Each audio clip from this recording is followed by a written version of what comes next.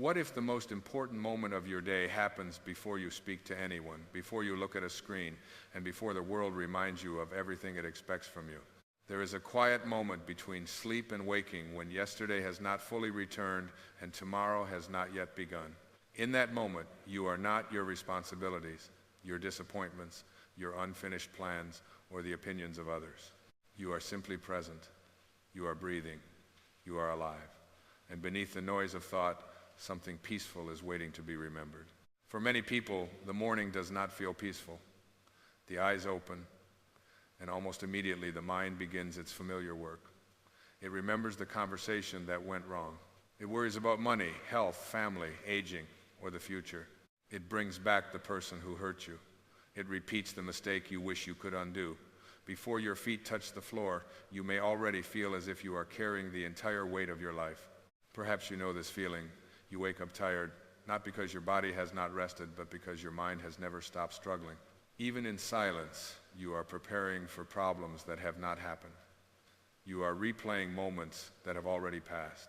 You are wondering whether you are doing enough, whether others approve of you, whether your life is moving in the right direction. And so the day begins not with life as it is, but with a collection of fears about what life might become. The 5 a.m. mindset is not really about the number on a clock. It is not a rule about waking earlier than everyone else. It is not a strategy for accomplishing more. It is an invitation to awaken inwardly before the world awakens your fears. 5 in the morning is a symbol of that sacred space within you that exists before reaction. It represents the moment when you can meet yourself before you meet your schedule. It is the quiet doorway through which you can return to the presence that has always been beneath your anxiety. You may wake at 5, 6, 7, or much later. The hour is not what matters. What matters is the consciousness you bring into the first moments of your day. Most of us have been taught to prepare our bodies for the morning. We wash, dress, drink something warm, and organize what must be done. But few people are taught to prepare the inner world from which everything will be experienced. If you begin the day carrying resentment, even a beautiful morning can feel heavy. If you begin with comparison, another person's happiness may feel like evidence of your failure. If you begin with fear, every uncertainty may look like a threat. The outer day may be new, but the inner day is simply yesterday repeated. This is how the past survives. It does not remain only in memory. It becomes the lens through which you look at the present. You may believe you are reacting to what is happening now, while in truth, you are reacting from an old wound.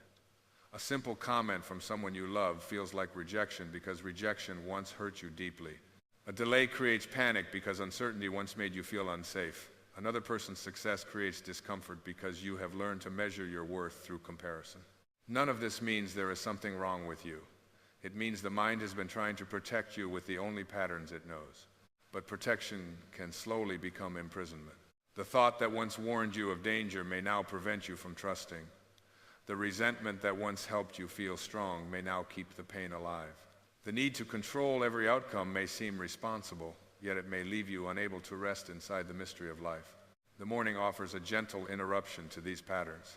Before you become the person who must answer messages, solve problems, please others, or prove something, you can pause and notice what is happening within you. You can observe the thoughts arriving without immediately following them. You can recognize fear without calling it truth. You can feel sadness without deciding that sadness is who you are. Awareness is quiet, but it changes everything. Imagine standing beside a river at dawn. Leaves and branches move across the water. Some drift quickly. Others circle near the shore. Your thoughts are much like these objects moving with the current. You do not need to jump into the river and chase every one of them. You can stand on the bank and watch. A thought may say, "Today will be difficult." You can notice it. Another may say, "You are falling behind." You can notice that too. A memory may appear and whisper, "You should still be angry." You do not have to fight it. You do not have to obey it. You can simply allow it to pass through the open space of awareness. This space is closer to your true nature than the thoughts themselves. It is the calm sky behind the changing weather.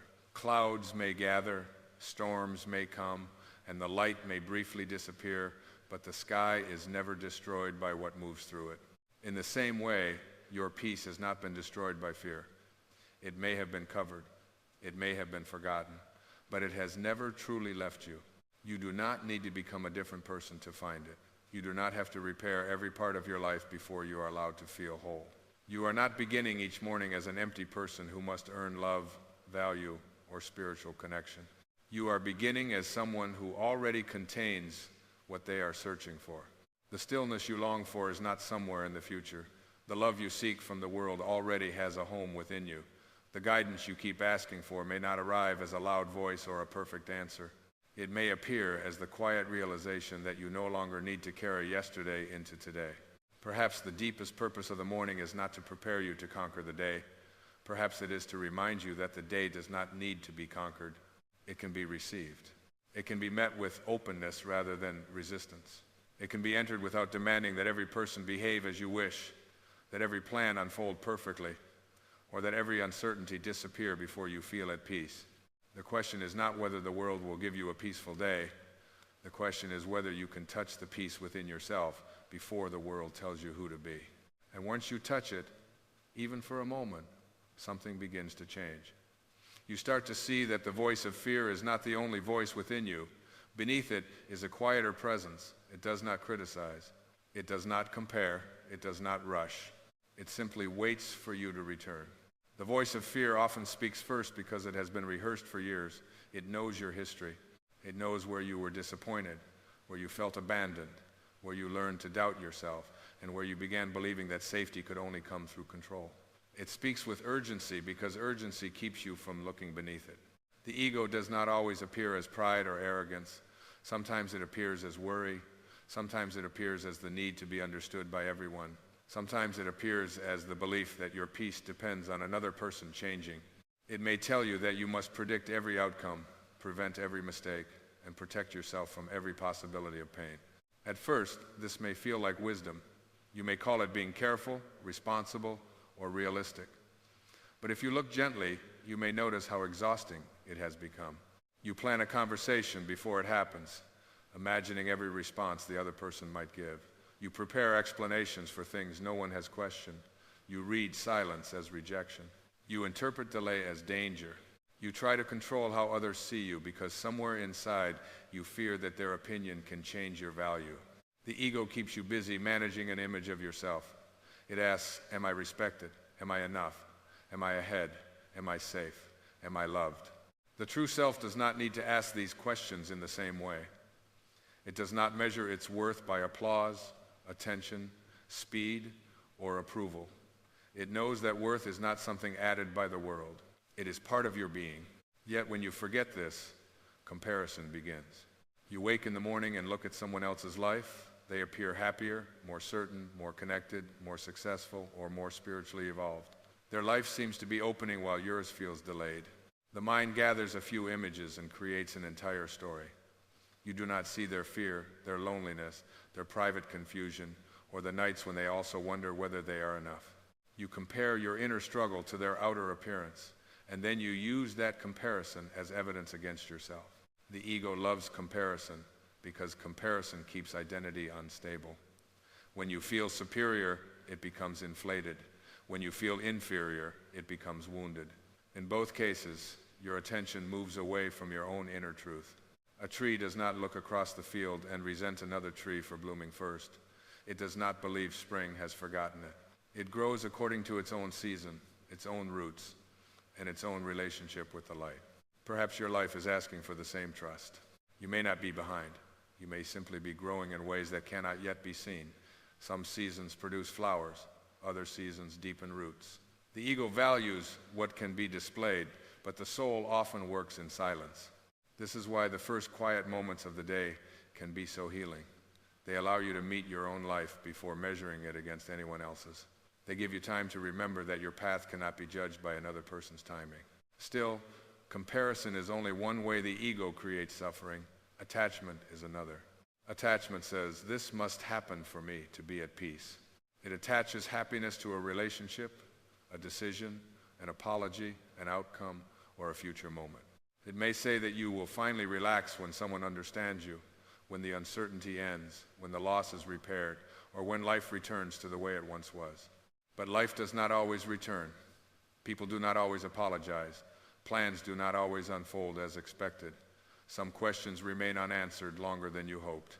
When peace depends on life, obeying your preferences, peace becomes fragile.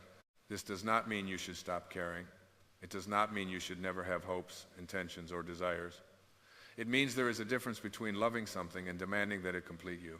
You can love someone deeply without making them responsible for your inner stability. You can hope for healing without hating the present moment. You can move toward change without treating your current life as a mistake. Attachment becomes painful when love turns into possession, when hope turns into demand, and when preference turns into resistance. You may have experienced this in a relationship. Perhaps someone became distant, changed, or chose a path you did not understand. The emotional struggle was not only the change itself, it was also the mind's refusal to accept that the change was real. You replayed old conversations. You imagined what you could have said differently. You waited for the person to return to who they once were. You held tightly to the past because letting go felt like losing love. But sometimes letting go is not the opposite of love. Sometimes it is love without control.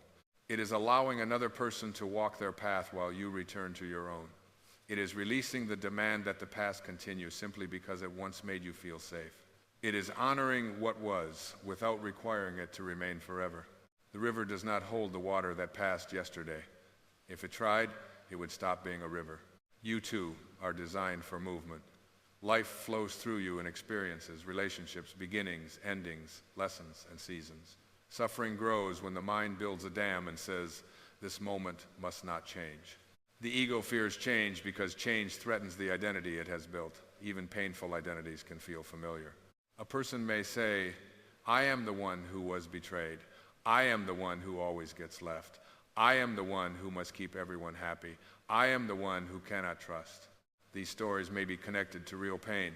They deserve compassion, but they do not have to become permanent definitions. You are not denying your experience when you release an identity formed around it. You are simply allowing the experience to become something you live through rather than something you must continue to live from. Awareness makes this possible. Awareness does not argue with the ego. It does not shame you for being afraid. It does not demand that difficult thoughts disappear. It sees them with kindness. You may notice, "I am trying to control this because I am afraid." That simple recognition already creates space. You may notice, "I want this person's approval because I have forgotten how to approve of myself." The moment you see the pattern, you are no longer completely trapped inside it. You may notice, "I am angry because I believe this moment should be different." The anger may remain for a while, but now it is held in consciousness rather than acting unconsciously through you. This is the beginning of freedom, not the absence of emotion, but the presence of awareness. Imagine someone you love saying something careless. The words touch an old wound. Immediately, the ego prepares its defense. It wants to attack, withdraw, punish, or prove. It tells you that you must respond now because silence would mean weakness. But awareness gives you another possibility. You pause. You feel the heat in the body. You notice the story forming in the mind. You remember that the other person may be speaking from their own fear, exhaustion, or unhealed pain. This does not make hurtful behavior acceptable, but it helps you respond without becoming the very energy that wounded you. You may choose to speak clearly without cruelty. You may set a boundary without hatred. You may step away without carrying revenge. This is not passivity. It is strength without violence toward yourself or another. The ego wants victory. The true self wants peace. There are moments when these seem like the same thing, but often they are not. You may win an argument and lose the tenderness in your heart. You may prove that you were right and still lie awake feeling empty. You may receive an apology and discover that the past has not released you because forgiveness was never only about the other person. The deeper question is not, how do I make them understand what they did? It may be, how do I stop giving this pain authority over the present? This question does not erase accountability. It returns power to you. The ego often believes that holding resentment protects dignity. It says, if I let go, what happened will not matter. But resentment does not punish the past. It keeps the past active inside the body. You can remember without reliving. You can learn without hardening. You can protect your peace without closing your heart. The morning offers a place to practice this before the day becomes complicated. You sit in stillness and notice who is already present in your mind. Perhaps it is someone who hurt you years ago. They are not in the room, yet your body reacts as if the wound is happening now. Your breath becomes shallow. Your jaw tightens. The conversation begins again. You may gently say within yourself, I am willing to stop carrying this in the same way. You do not have to force forgiveness. Forced forgiveness is another form of resistance. You can begin with willingness. You can ask whether you are ready to value your peace more than your attachment to the pain. Sometimes healing begins not with a complete release, but with the smallest opening. The same is true of control. You may wake worrying about a child, a partner, your health, your future, or a decision you cannot yet make. The mind believes that worry proves love. It says that if you stop worrying, you will become careless. But worry and love are not the same energy. Love can be attentive without being consumed. Love can take wise action without rehearsing disaster. Love can remain present even when certainty is unavailable. Control says, I must know. Trust says, I can meet what comes. This kind of trust is not confidence that everything will happen according to your wishes. It is confidence that you do not need every wish fulfilled in order to remain connected to your deepest self. Life may still surprise you. People may still disappoint you. The body may age. Plans may change. Loss may arrive without explanation. Spiritual awareness does not create a life without uncertainty. It changes the place within you from which uncertainty is met. The ocean does not become less powerful because waves appear on its surface. Beneath the movement, there is depth. You are more like that ocean than the ego wants you to believe. The fearful thought is a wave. The need for approval is a wave. Anger, jealousy, grief, and confusion are waves. They rise, take shape, and eventually dissolve. Your awareness is the depth that remains. When you begin to sense this, you stop asking every emotion to define your life. You no longer believe that because fear is present, you must be lost. Because grief is present, love must be gone. Because uncertainty is present, guidance must be absent. You begin to understand that peace is not a perfect emotional surface. It is a deeper relationship with all that moves through you. This is why awakening inwardly matters. Before the world names you, judges you, needs you, or challenges you, you remember the depth. And from that depth, the ego is not destroyed. It is simply no longer placed in charge. You can listen to its fears without making them your master. You can notice its desire for control without surrendering your entire day to anxiety. You can see its comparisons without allowing them to diminish the sacredness of your path. The ego says, become someone worthy. The deeper presence whispers, remember that you already are. And perhaps this is the quiet transformation that begins before sunrise. Not the creation of a new self, but the loosening of everything that has hidden the self that was always there. Once the ego is no longer in charge, something gentler begins to emerge. You start to feel that your life does not need to be managed through fear. You begin to sense that peace is not something you must force into existence. It is something that appears when resistance softens. This is where returning to your true self begins. Your true self is not the version of you who never makes mistakes, never feels afraid, or always knows what to do. It is the part of you that can remain present with all of these experiences without becoming lost inside them. It is the quiet awareness that notices your fear and still remembers love.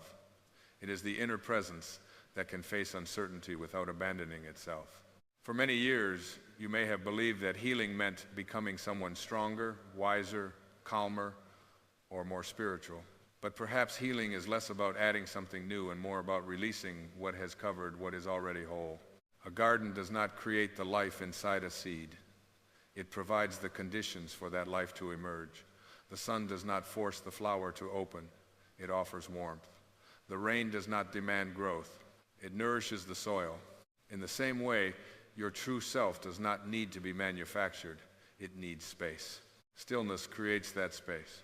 When you become quiet in the morning, you may first meet everything you have been avoiding. The mind may become louder. Old memories may return. Feelings that were hidden beneath activity may rise to the surface. This can feel uncomfortable. You may wonder why silence does not immediately bring peace. But silence is not always peaceful at first because it reveals the noise that was already there. Imagine entering a room that has been closed for years. Dust rises when the windows are opened. The dust was not created by the light. The light simply made it visible. Awareness works in the same way. When anger, sadness, guilt, or fear becomes visible, you are not failing at peace, you are seeing clearly.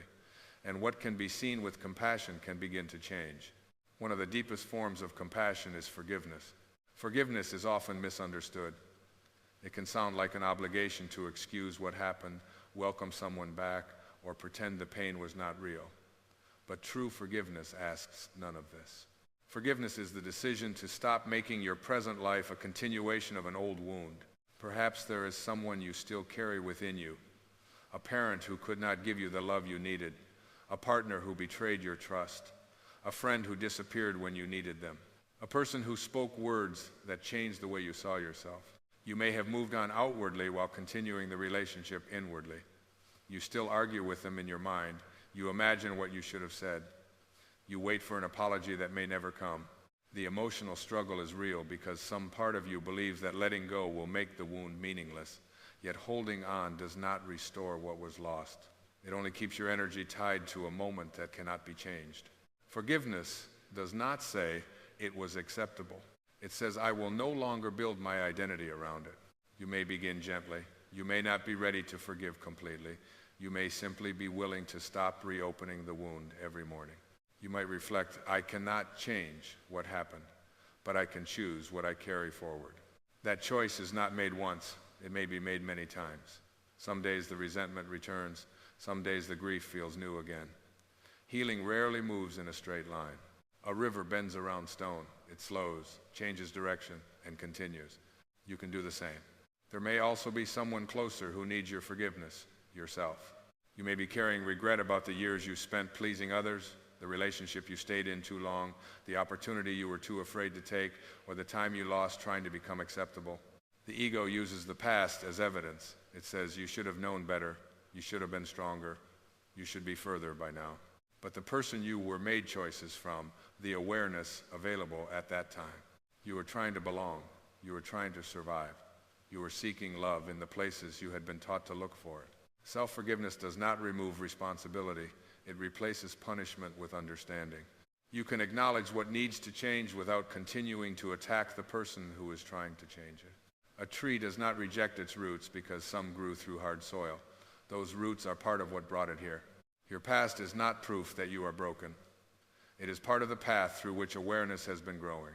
When forgiveness softens the past, surrender begins to soften the future. Surrender is not giving up on your life. It is giving up the belief that life must obey your plan before you can trust it. You may have a vision for a relationship, a family, a purpose, or the years ahead. There is nothing wrong with intention. Intention gives direction to energy. But suffering begins when intention becomes a demand. You may say, this must happen by a certain age, this person must stay, this opportunity must work, this door must open. Then life moves differently, and you feel betrayed. But perhaps life is not refusing you. Perhaps it is redirecting you towards something your current perspective cannot yet see. Think of a seed beneath the soil. From the surface, it may appear buried. Nothing seems to be happening. Yet within the darkness, the shell is breaking so that growth can begin. There are moments in your life that may feel like burial when they are actually transformation. A loss may remove an identity that no longer reflects you. A delay may create the patience needed for a deeper purpose. An ending may open space for a relationship with yourself that was neglected for years. This does not mean every painful event should be explained away as a gift. Some experiences are simply difficult. Some losses remain mysterious. Spiritual trust does not require you to pretend that pain is pleasant. It invites you to believe that pain does not have the final word. You may not know why something happened, but you can choose how you will meet it. You can become bitter, or you can become more compassionate. You can close the heart, or you can allow the heart to become wiser without becoming hard. Trust is the willingness to remain open while answers are still incomplete. This trust becomes easier when you stop seeing yourself as separate from life. The source is not a distant force that occasionally intervenes. It can be understood as the intelligence moving through all living things, the quiet order beneath change, the love that continues to call you back to wholeness. You can see it in the way the body breathes without instruction, in the way morning light returns after darkness, in the way a wound slowly closes, in the way life continues to reach toward life. When you live in harmony with this source, You stop forcing every moment and begin listening. You ask, what is life inviting me to understand? You notice where there is ease and where there is constant inner conflict. You pay attention to the difference between fear and intuition. Fear is usually loud, urgent, and repetitive. It predicts disaster and demands immediate control. Inner guidance is often quiet. It may not explain everything. It may simply offer a feeling of openness, honesty, or peace. You may still feel nervous when following it. Peace does not always mean the absence of discomfort. Sometimes peace is the sense that even though the path is difficult, you are no longer betraying yourself. Perhaps you have spent years saying yes when your heart meant no. You wanted to avoid disappointing people. You believed love required self-abandonment. Then one morning, in the quiet, you realize that resentment has grown where honesty was missing. You begin to see that people-pleasing is not always kindness. Sometimes it is fear wearing the clothing of kindness. You may choose to speak more truthfully, not harshly, not to punish anyone, simply to stop leaving yourself outside every relationship. This can feel unfamiliar. Some people may resist the new boundaries because they benefited from the absence of them. The ego may panic and tell you that you are becoming selfish. But love does not ask you to disappear. Love includes you. When you honor your inner truth, you become more capable of offering love freely without using kindness to buy approval. You give because your heart is open, not because you are afraid of rejection. This is alignment. Alignment is not arranging life so that nothing goes wrong. It is bringing your thoughts, words, and actions into harmony with the peace you say you want. You cannot continue feeding resentment and expect inner freedom. You cannot constantly compare and feel spiritually connected. You cannot betray your own truth and experience lasting peace. This is not a reason for guilt. It is an invitation to notice where your energy is going. Each morning, you can choose an intention before the world begins asking things from you. The intention may be simple. Today, I will listen before I react. Today, I will not carry yesterday into every conversation. Today, I will choose understanding where I once chose judgment. Today, I will remember that another person's behavior does not define my worth. An intention is different from control. Control demands a certain result. Intention chooses the quality of presence you bring, whatever the result may be. You cannot control whether someone is kind, but you can choose not to become cruel. You cannot control whether plans change, but you can choose not to abandon trust. You cannot control whether fear appears, but you can choose not to let fear make every decision. This is how love becomes a daily practice. Love is not only an emotion you feel towards certain people, it is a way of seeing. It is the willingness to look beneath behavior and remember the wounded humanity that may be creating it. This does not mean allowing harm. You can leave, say no, and protect your well-being while refusing hatred. Love may look like compassion. It may also look like distance. The important question is the energy from which your choice is made. Are you leaving to punish or leaving to protect peace? Are you speaking to win or speaking to be honest? Are you forgiving to appear spiritual or forgiving because you are ready to become free?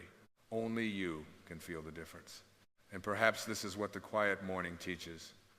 Before the roles, obligations, and old patterns return, you can listen closely enough to feel what is true. You begin to understand that your purpose may not be a single achievement or title.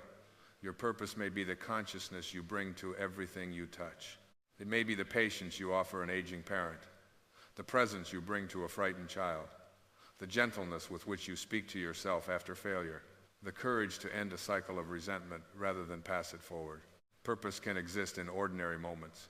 A life aligned with the source does not need to appear extraordinary. It becomes meaningful through awareness, love, and the willingness to meet each day without forgetting who you are.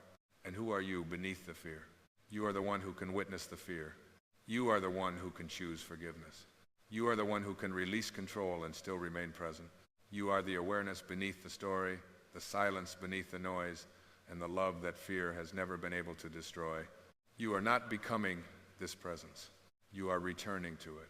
Returning to this presence does not require a perfect morning, a silent house, or a life without difficulty. It begins with a small willingness to meet yourself before you meet the demands of the world. Some mornings you may wake feeling peaceful. Other mornings the mind may already be crowded. There may be worry in the body, sadness in the heart, or uncertainty waiting at the edge of thought. The practice is not to judge what appears, it is to notice it without immediately becoming it. You may sit quietly for a few minutes and follow the natural movement of your breath. Nothing needs to be forced. You simply allow the breath to remind you that life is already happening through you. Before you solve anything, explain anything, or prove anything, you are being supported by an intelligence deeper than thought. In this stillness, you might ask yourself a gentle question. What am I carrying into this new day that no longer belongs here? Perhaps it is yesterday's argument.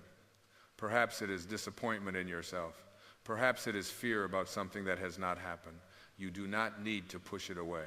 You can hold it in awareness and consider whether you are willing to loosen your grip. Letting go does not always feel dramatic. Sometimes it is a quiet decision not to continue the same inner conversation. You may also begin the day with gratitude, not as a way of denying pain, but as a way of widening your vision. Even during difficult seasons, something remains worthy of appreciation. The warmth of a cup in your hands, the sound of someone breathing nearby, the light entering the room, the simple fact that another morning has arrived. Gratitude brings you back from the imagined future into the life that is here. You might then choose one intention for the day, not a long list of demands, but a quality of being. Perhaps you choose patience. Perhaps you choose honesty. Perhaps you choose to pause before reacting. Perhaps you choose to remember that you do not need everyone's approval in order to remain at peace. The day may not cooperate with your plans, but it will always offer opportunities to return to your intention. When someone speaks sharply, you can notice the urge to respond from the wound. When a plan changes, you can notice the demand for control. When comparison appears, you can remember the tree growing according to its own season. When fear predicts the future, you can return to the breath and recognize that fear is a visitor, not a guide. This is how the 5 a.m. mindset moves beyond the morning. It becomes a way of living. The early stillness is only a beginning. The deeper practice happens in traffic, in relationships, in waiting rooms, in moments of disappointment, and in conversations where the old version of you would have reacted without awareness. You may forget many times. That is part of being human. The invitation is not to remain peaceful every second. It is to become willing to return. You return after anger. You return after worry. You return after judging yourself. You return after trying to control what was never yours to control. Each return strengthens your relationship with the true self. Forgiveness can also become a daily practice. At the end of the day, you may notice where resentment entered, where guilt appeared, or where you were less loving than you wished to be. Instead of turning this awareness into punishment, you can let it become understanding. You might say inwardly, I see what happened, I am willing to learn, I release the need to condemn myself. You can also release others from the role they continue to play in your mind. This does not mean inviting them back into your life. It means refusing to let their past behavior occupy your present consciousness. Every act of forgiveness creates more room for peace. Over time, you may discover that the morning is not about becoming more disciplined, impressive, or productive. It is about becoming more available to life. You become available to beauty because you are not lost entirely in thought. You become available to love because you are less defended. You become available to guidance because the ego is no longer shouting over every quiet intuition. You become available to the present because you are no longer asking it to repair the past or guarantee the future.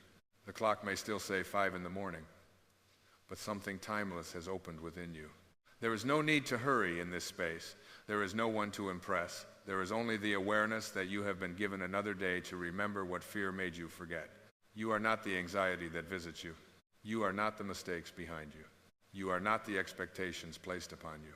You are not the voice that says you are late, unworthy, or incomplete. You are the presence that can observe these voices and choose again. You are the quiet beneath the noise. You are the love beneath the defense. You are the awareness through which healing becomes possible. And perhaps tomorrow morning, before reaching for the world, you can place a hand over your heart and simply listen. You may discover that peace has been there all along, not waiting at the end of a perfect life, but resting beneath your thoughts, asking only to be noticed. Let the morning remind you that yesterday is complete. Let stillness remind you that fear is not your deepest truth. Let forgiveness make space inside you. Let gratitude soften your vision. Let intention guide your presence. And let trust carry what you cannot control. Then enter the day gently, not as someone who must conquer life, but as someone willing to live in harmony with it. If this reflection touched something within you, share in the comments what you are ready to release before beginning your next day. And subscribe for more quiet spiritual journeys that help you return to the wisdom already living within you. The world will continue to make noise. Life will continue to change. The future will remain partly unknown. But within you, there is a place that does not need certainty in order to be at peace. Return there each morning. Return there whenever you forget. Return there until you realize that you never truly left.